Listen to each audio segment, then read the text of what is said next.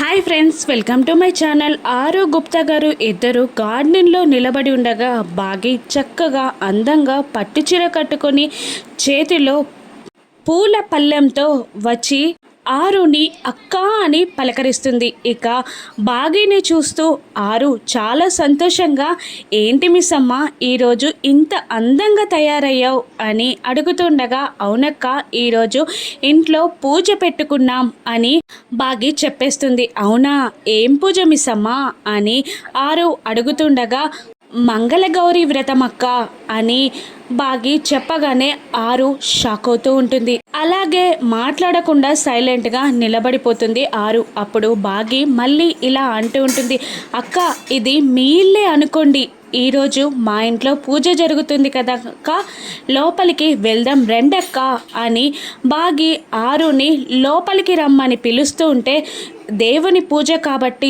తను ఆత్మ కాబట్టి లోపలికి రాలేదేమో అని అనుకొని, వద్దు మిస్ అమ్మ అని అంటూ ఉంటుంది ఆరు.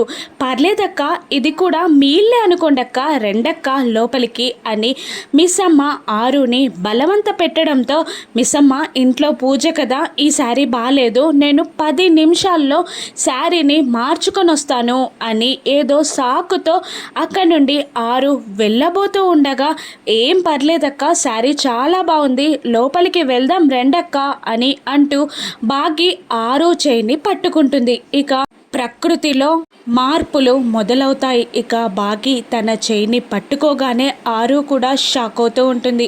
గుప్తా గారు అలాగే చూస్తూ నిలబడిపోతారు. ఇక ఆరు బాగిని తన చేయి పట్టుకున్న ఆరు చేయిని అలాగే చూస్తూ ఉండిపోతుంది ఆరు.